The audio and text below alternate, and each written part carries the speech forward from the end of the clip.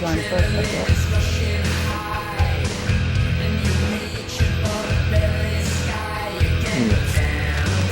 Technical difficulties. It was always the first That's- and second. Yeah, him and Andy.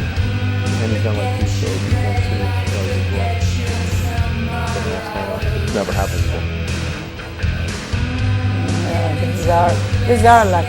The rain came because the traffic was bad. Now this is not. Now we're going to be late for the other meeting. I am. I'm always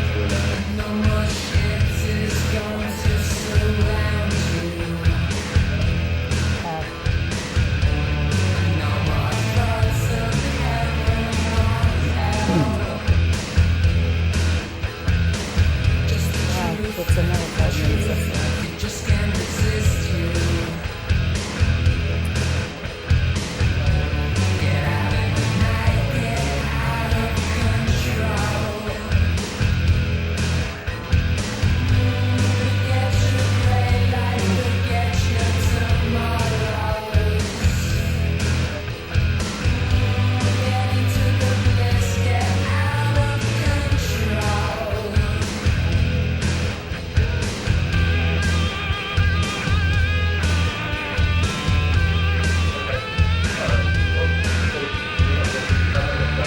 What camera am I working with?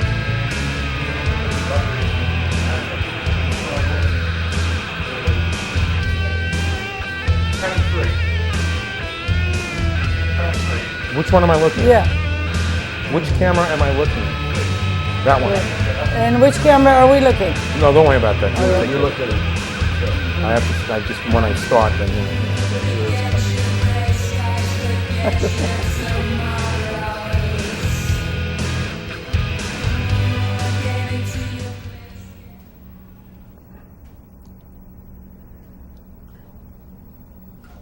Go. Okay, welcome to another episode of Conversations with Dr. da Silva. I have a few guests here today, and please introduce yourselves.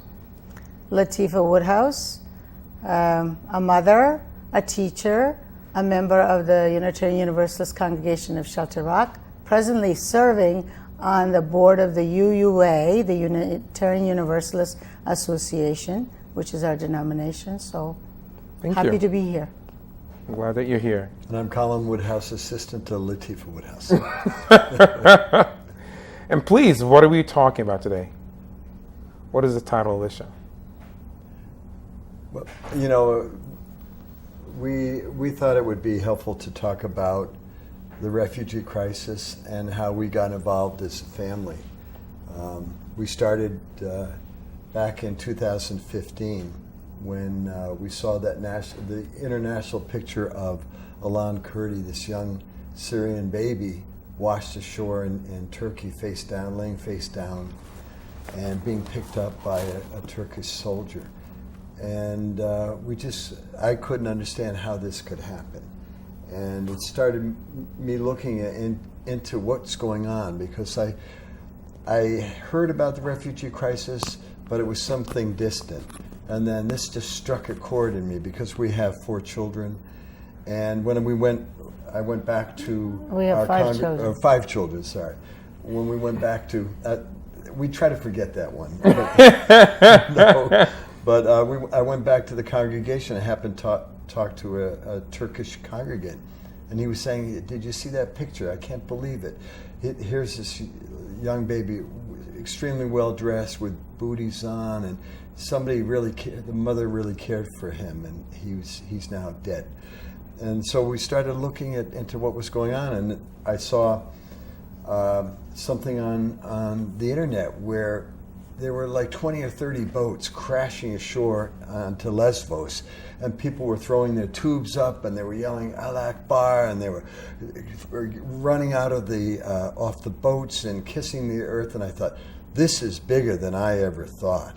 And then I began to investigate it, and Latifa can take it from there. It took me a while. I went to a concert in Brooklyn. I didn't tell my family I was looking into this. I just wanted to feel it myself and do investigation. So I spent a couple months looking into what was going on there. I went to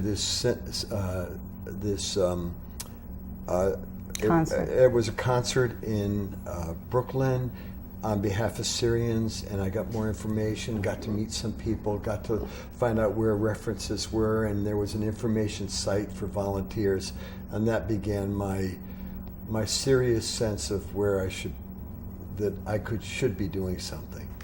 And then Latifa, what made you decide that you wanted what to... made me decide, my reasons are a little bit different than Colin's, because I come from a family where my parents came as refugees to the United States of America in the 70s when the Russian took over Afghanistan. Right. Two of my uncles were executed at that time, and my father, who was the mayor of Zabul at the time, the Russian government was after him. So according to me, because I had no contact with them, felt like my father was also executed. Right. But one day, out of nowhere, Colin came home and gave me a telegram from my dad that my dad needed me to call him. When I called him, he was in Pakistan, and he told me, please save us. Your brother and I are here. We escaped with, he played the role of a sick man with a mask, and my brother was his helper. And the fruit trucks that they bring from Kandahar to Quetta and then Karachi, that's where they got out of the country that way. Otherwise, they would have killed my dad. So he left everybody else behind, which was my grandmother, mother, and I'm one of 10 children, so the 9 children and my brother's wife. And he said, we need your help to get them out and also to, do something for us to come to America, because I was their only hope here in the United States. I had come before them on a Fulbright scholarship from Kandahar, Afghanistan. So of course that was a very happy moment for me to hear my dad's voice after 4 years being here and to talk to him, but also was very sad that now my parents were refugees. Thanks to Colin and to the United States government, with his help, that he was a foreign student advisor and knew a lot about immigration.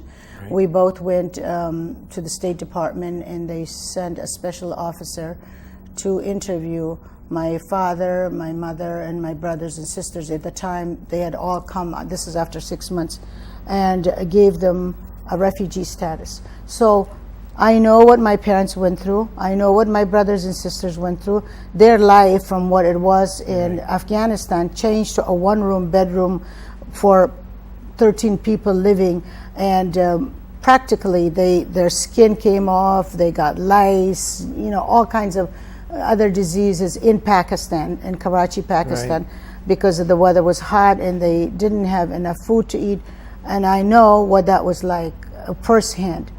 So because of that, and also, as Colin mentioned, as Alan Kurdi was washed to the shore, and the media was all over, the first thing I did, without even talking to Colin, I'm on the Social Justice Committee of the congregation, and I went to the Social Justice Committee and I said, guys, what are we doing?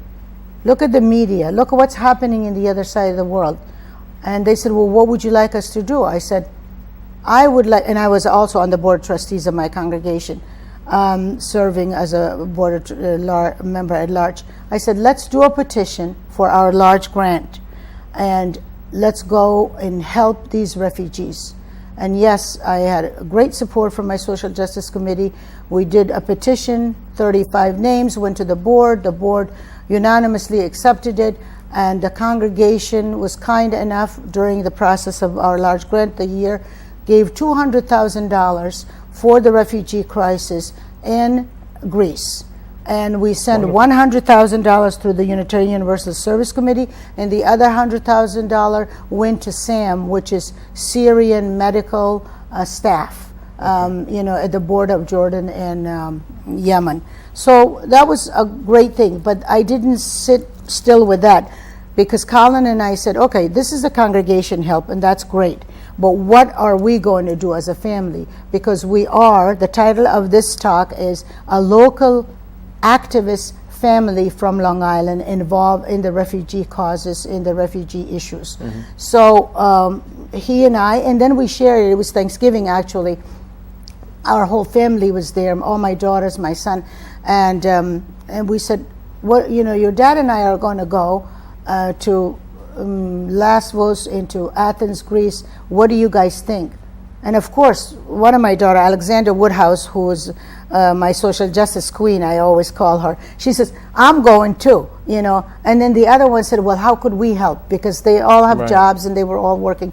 And of course, everybody got involved, and we created a website, not a website actually, it was a fundraising mechanism through CrowdRise. Okay. And with the help of my children, our children, we raised about $20,000 for the first 4 weeks. And that was a great amount of money for us to take. We went on our own, and we also recruited. Colin was very active in the recruitment of other Muslim brothers, because of the Syrian and the Afghan, and also people who spoke Arabic. And I went to the Westbury Mosque on Long Island to pull forces. And I went to the board. Dr. Diane Lombardi from the board agreed that she as a doctor wanted to come with us. And Colin So how many of you went? So it was Colin, myself, Alexandra Woodhouse, our daughter, youngest daughter, and Diane Lombardi. That was our group, the first group. And when was this? When did this take place? This was January 2016. This was when the refugees were still crashing ashore. There wasn't enough help. The High Commissioner for Refugees was struggling to get control of it, and nobody's still gotten control of this crisis. But had it not been for volunteers, many, many more people would have died. The lifeguards pulling people out of the water who'd been either overturned or fallen or needing to be rescued, there were all volunteers. The Coast Guard was not equipped to save lives. When the refugee crisis, the High Commissioner had 10 people in Athens. That was it. So, we just when we came out off the plane, we're coming to our accommodations, and there's a group of people pulled over to the side of the road. There's a fire, and people are running back and forth. There was a boat that had just arrived, and that's when we met. Latifa met this young Afghan girl. A lot of the Afghans would come at the worst time because they would get a discount from the human traffickers. You go in the worst weather, you get a discount. You get maybe a 60% discount, but they're at great risk. And that was when people were dying. They were drowning. So that was. We provided emergency humanitarian aid that first time. The money that we which we brought, went for food. It went for medicine. It went to transport refugees to the center. It was really to help people survive. There wasn't enough food. There wasn't enough medicine. And again, had it not been for the volunteers, we would not have had 24/7 healthcare, 24/7 tea tent, 24/7 food, 24/7 clothing being provided outside of the military camp, which was equipped, if you will, by the High Commissioner for Refugees and the Greek military. So what was it like for a family from Long Island, right? To go to a place like this? What was it like? What was the experiences for yourself personally, as far as emotions, interacting with these people, seeing the conditions that they were living in? What was that like? How can you share your experiences where people will, try to get an idea? Because, like you said before, it was so far-fetched. It was something that was, something you can really relate to. But now you're in the middle of it. You're immersed in this culture. You're immersed in everything that we witness on the media. You're there. How was that interaction? How was the interaction of these refugees with you, and vice versa? What came away from it? I'm going to jump in, and then Latifa can tell a lot more about it, because she was very much meeting people that she knew, Afghans, and she had the language. The language, yeah. But for me, I guess the lesson I learned, these people I'd love to have in my neighborhood, and that we met such extremely resilient, courageous people, stubbornly looking for sanctuary, for relief, for education for their kids, engineers, doctors, business people, young college kids who, for no fault of their own, couldn't get an education, or people who've suffered trauma, losing relatives, crossing from Iran into Turkey, having them shot down by the Iranian border guards, or having them freeze to death in a blizzard. We met these people, and they were gathering themselves together again and pushing on, pushing forward. And for me, it was wonderful that we could give people money and for $300, get them to the border of Europe and get them to safety. To Germany. At that time, people were moving through. So these folks would come, they'd spend 2 or 3 days in the camp, and they'd move on, and we could help them move on. And I guess what most impacted me is what they left behind were their stories, their tragedy, their triumphs, who they were as people. I still remember them. I can close my eyes. I can see these folks, and there are a lot of smiles. They're not, downtrodden people demanding pity or begging. They're Right. good people that, for luck, they could be us, and so that's what I got. Nothing different. Different cultures, maybe, different music, different sense of humor, but really, for me, it was wonderful to be there with them. Yeah, I would like to go back to my first impression of the chaos, of the screaming of these people arriving through the GNC, where in a little dinky, in a rubber boat, the capacity would be 20 people, and they would put 85 people. Wow. And they'd be holding on to the rim of this little, rubber boat and screaming. And because we saw it, like Colin said, as we were coming from the airport, the first time, there's a boat arriving, in the screaming, and we stopped all of a sudden. And then, in a way, thanks to the UNHCR, they had some buses for them, and the volunteers were all there to build the fire, to bring some warm socks. We had 11 boxes of Patagonia jackets, brand new, through my daughter connection with the vice president had contributed that. And of course, we opened one of the boxes and put the jackets on the people. They're all wet, freezing, cold, and this is like 9 o'clock at night, or, it was dark. It was dark. So for me, that hit home, and of course, most of the people were Afghans, even though there were some Iraqis and some Syrian. But, to me, it was like my mother, my sister, my brother, and this little girl that everybody said she's dying. And we had the doctor with us, Diane Lombardi, who's the pediatrician, and Diane went very close, and she's all frozen. This was hypothermia. And the girl goes to me, Diane was shaking her to wake her up, and she wouldn't. As I went and hugged her, and she said, Khala Jan, that means dear auntie, you speak my language. And I want to tell you something. As we read in the books, talk about death, I had never seen death, but tonight I saw death. In our country, we don't have ocean, we don't have water like this. Through this water that we were getting here, I thought we all died. My mom died, but thank God everybody's alive. And I'm not dead, but I will talk later to the doctor. I'm scared of doctors. Tell the doctor not to see me. This was so sweet. And she's like a 80-year-old young girl. So, of course, I shared that with Diane, and I said, she doesn't want any shots, any kind of, and Diane said, no, I don't have any shots with me, but I just wanted, to see how she's doing. So, of course, we put warm socks, jackets, and blankets on her and put her on the bus.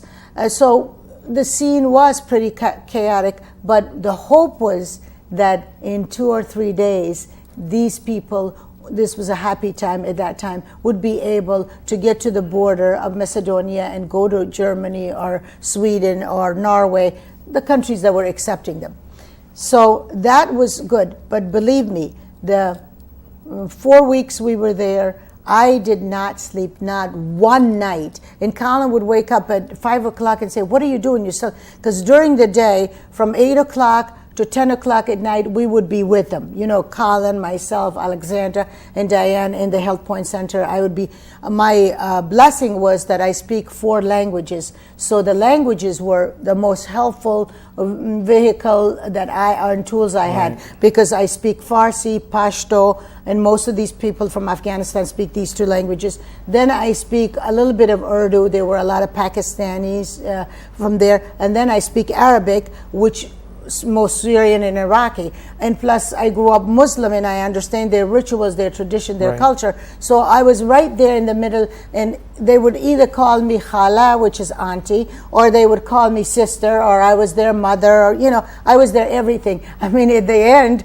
I would be walking in the camp and there'd be like 200, 300 people from their tents calling, "Hey, come here, Latifa John, dear Latifa, come here to us, dear auntie, come here to us." It was just an incredible feeling. And I came back and told my ministers, I said, this is my religion, this is my calling, because I felt spiritually so uplifted that I had never ever felt that way in my lifetime, because it is a joy to be able to reach out and to let somebody cry on your shoulder and then still be determined with that hope of going to a better and brighter future. It was wonderful, but and I wrote about it, and I wrote on Facebook, and people saw it and read it, and it was just a great dialogue that I created between Lascaux, Greece, and the United States of America and my friends. So that was very, very joyful, wonderful time, but also very hard on my body and on my mind,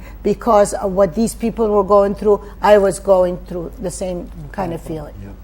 Well, share me about, because you went back the second time. We've been doing this for 2 years now. We've gone 4 times to Greece. And there's been a progression. First, a lot of humanitarian emergency aid, saving lives, being aware and being ready and doing what you can to relieve suffering. Then we went back in the summer. What had happened, the Greek or the EU blocked the border March to 20th, Greece. yep. And the EU, European Union states said no more refugees. And they blocked the border at Greece and Macedonia. And all the refugees flocked up to that area from the islands if they could get off. They went to the border, and there were like 18,000 people up at the border. And so all those camps that were created on the island were no longer important. And the wave of people moved. And we went back that summer, and what the Greek government had done, or the military too, had put all these refugees, these people, in abandoned buildings or on windswept plains and remote plains with that you can't even call them meadows. They were windswept desert-like areas that had scorpions, mosquitoes, very little water, lots of wind and ripping tents. They'd either put them in abandoned buildings choking with the humidity and disease, or on these remote areas. So we went back basically working with a friend of ours that we had met there. His name is Salam Al-Din, who was arrested as a human trafficker trying to save lives. He was one of those volunteer lifeguards. Right. And right before we got there in January 2016, he was arrested, and we formed a friendship. And so Salam took us around to these different camps, and we delivered food, clothing. We did what we could, but people were essentially trapped. And then we went back again. When was it last? In January. Yeah. Again in January. Again in January. 2017. And what had happened, people were being removed from these camps little by little and being put into apartments in Athens and other towns. In Thessaloniki was another place. I guess the High Commissioner understood that you can't have these camps and deliver services, and why not provide some economic benefit to Greece by having people by renting places where people could be. But what it did do is scatter people around. And so there was a need for services in central locations. And we helped rent a place that would accommodate 6 families, Syrian, Iraqi, Afghan, and Kurdish families.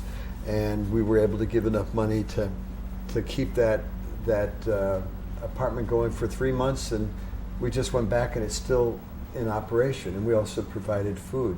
The last time we went, which was just recently, 3 weeks ago, we went back knowing that there were 2 needs for refugees, or for these folks. I hate to call them refugees, they're people on the move, forcibly displaced people, if you will.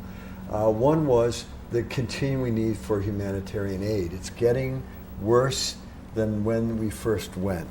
And then the second is to help build these refugees build a community and remove obstacles to them getting employment, doing something of worth, something of value. So we went and interviewed different groups that were looking to form craft and vocational cooperatives to help help utilize the skills that the refugees had and make them, try to get them into the workforce. And this is a country that has basically 30% unemployment and 60% unemployment with younger people under 21. So there aren't a lot of jobs, but there are groups trying to attack this kind of issue and give these folks a chance to do coding, chance to do welding, furniture, building furniture, working on being barbers or beauty salons, giving them skills and a way to gather and have food.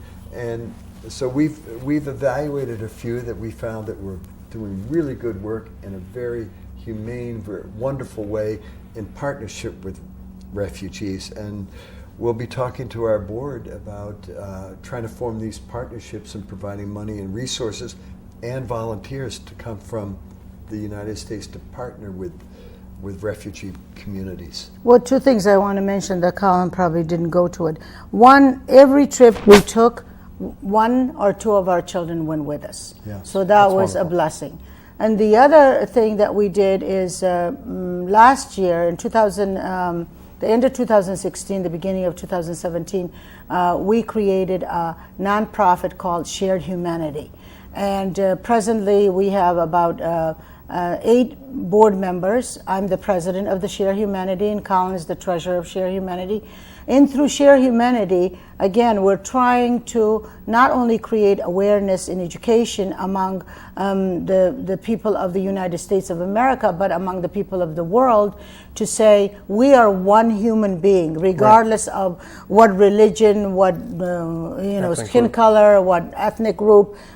So therefore, we must reach out to all humanity. My concern as the president of Share Humanity is not just with the refugees in Greece. There are refugees in Rohingya which are hurting and being slaughtered. So we would like to take Share Humanity all over the world to help with all refugees in Africa, in Afghanistan, in Bangladesh, in Greece. But our main concern and attention is on the refugee in Greece. So when we went in the August of 2016, which was horrific heat, 120 to 130 degree, and these people were living in these disgusting, I'm sorry to say that, hot and terrible scorpions, snakes, everything running around. They were living there and they had no medical attention, nothing.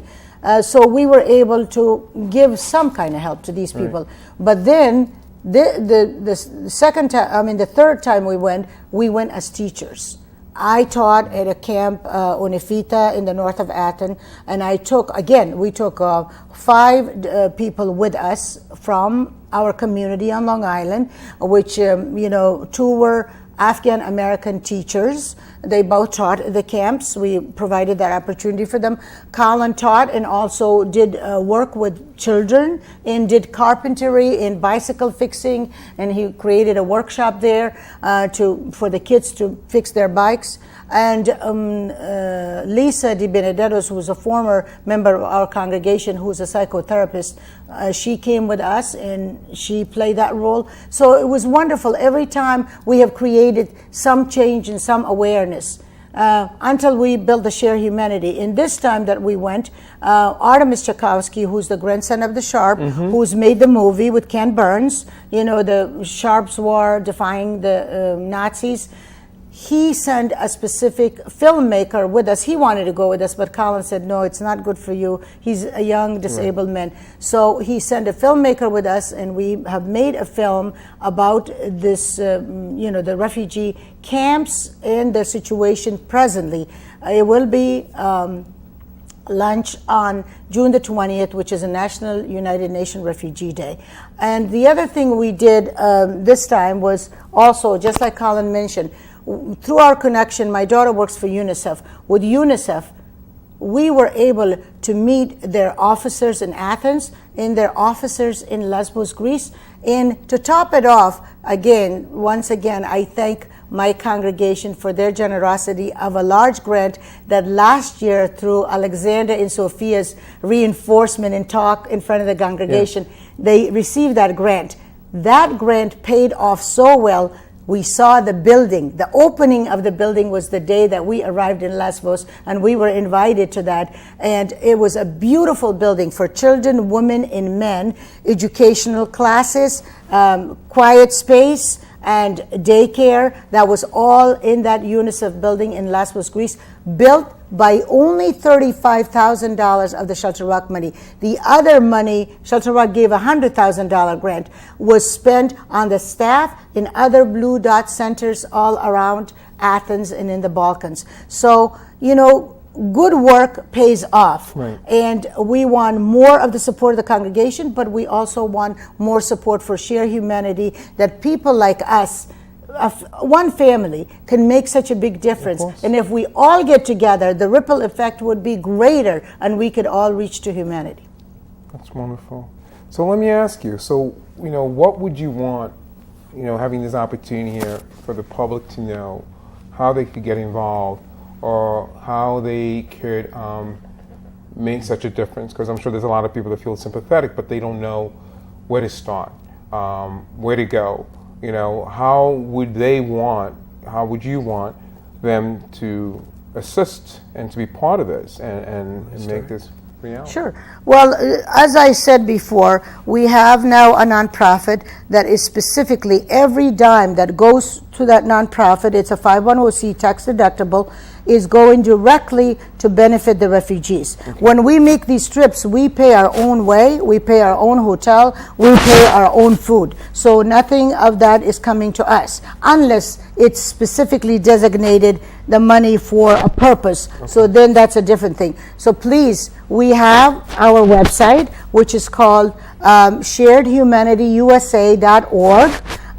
Go to that, and through the PayPal program or by your credit card, contribute to that. That's one way to financially contribute. But if you want to get involved in the work, to come with us as volunteer, again, go to my email, which is lywpeace@gmail.com, and contact me directly. And we would love to have a group of great humanitarian who wants to get involved in that kind of work, and we will pave your road, arrange for you, of course with your money, not with the Share Humanity money, because that goes directly to the refugees, to provide you with the opportunity for a week, 2 weeks, 4 weeks time that you have to contribute to share to the human cause of these refugees, and to go meet them in person, to talk to them, to hear their story. I mean, this time when we were there, I saw an 80-year-old woman living in the park and crying with emphysema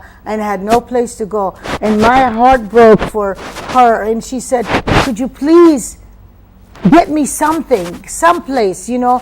This guy at night will keep me in his house, but he's going to be kicked out because of us. So where do we go? Where do we sleep? I mean, and it's not just the little old women.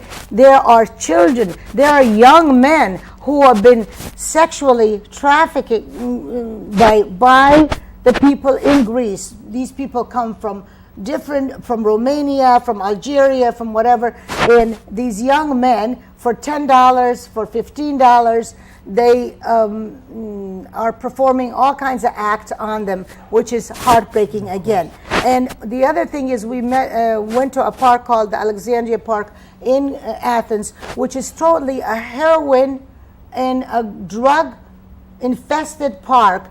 All these young people, because they have nowhere to go, no purpose. That was the reason Colin and I went this time, to partner with other partners, so we can give them the skills that they have. We could promote that. We could give them some kind of purpose and job. These young men are without a job, no schools, nobody pays attention to them, and they either become prostitutes, or they become drug addicts, or they become violent and recruited by ISIS. So humanity, people of Long Island, people of the United States, hear me. Please share this pain in this work with us, and come with us, see it firsthand, and support us with your dollars, with your time, and with your good heart in wonderful humanitarian mission. Thank you, Latifa. You're welcome. Any last, yeah, I please. wanted to say that this is not a refugee crisis. And it was clear to us it's a crisis of a lack of caring and a lack of service. And it's a flow of humanity that's been in existence since man and women first roamed the earth. According to UNICEF, there's 85 million people on the move. And one of the worst areas for movement, or the most populated areas, is Asia, with 100 million people cycling around like this big cyclone. And according to UNICEF, the flow into Europe is a trickle. You've got millions coming out of Africa, millions coming out of the Middle East, and it's not going to stop. It won't stop in our lifetime. It may not stop in our children's life. The people who have been pushed out of their homes there are push factors and pull factors, according to UNICEF. And we focus a lot on the push factors, but there's also the pull of opportunity. And if we hoard opportunity, if we hoard the world's resources, if we hoard safety and security, it's untenable. People are going to break down the door, and they're going to come in, and it's going to be violent. So we can start now by handing out an arm of hope, a hand of hope and humanity to these folks who want nothing from us but simple respect and dignity. And I'm willing to give that, and I'm willing to do what I can to help these folks. Because again, I'd be proud to have many of them in my neighborhood. And we're proud of our children too, because they are really on the same page with us, and that is wonderful, because for young people today, usually they don't get involved in that kind of work, but we're both, Colin and I, are blessed by such wonderful 5 children, not 4, Colin. I'm sorry. And all 5 of them have been there. One of them is not going to forgive me, and I'm not going to tell her which one. Which one was that, right, that you forgot? Yeah. But anyway, they've all been there, and they've all experienced it firsthand. And for the purpose of, for me, it was important for them to see. I have seen it. Colin is older and seen this kind of atrocity, but they had never seen such a thing. And we want our future, the young generation, to get involved in that kind of work and to make the world a peaceful and loving place. And I am empowered and enriched by these younger people, because they were there on the coast of Lesbos, mainly Europeans, but also American kids helped us raise money. They want purpose, these younger people. They call them millennials or the Me Too, but no, not Me Too, but excuse me, the Me generation. But they're not. They're kids who are multi-ethnic, multiracial, global in their sensibilities, and they want a purpose. And so we have a lot of hope and expectation of the younger generation. Maybe they'll fix the mess that we've made. Hopefully. Well, I just want to take this opportunity to say thank you so much for both coming on the show. This is an extremely important topic. I commend you and thank you for you and your family and the commitment, the courage to do this. I hope, your story has touched many hearts out there today. Well, I thank you, our dear friend Cello, for inviting us and for giving us this opportunity that not only for you to hear us, but for everyone else out there to hear our voices. And we want to carry the voices of those refugees and those displaced people. Like Colin said, I don't like to call them refugees either, but the displaced people by force, by war, by environment, by economic justice. So thank you very much for this opportunity. You're quite welcome. And I want to thank you for viewing our show today, and thank you for another episode of Conversation with Dr. da Silva. Till next time. Thank you, Cello. Oh, no. He's so concerned about it. That's good. I know, I don't want to get hurt. Thank you. Okay, thank you very much. Thank you. Yes. Colin, thank you.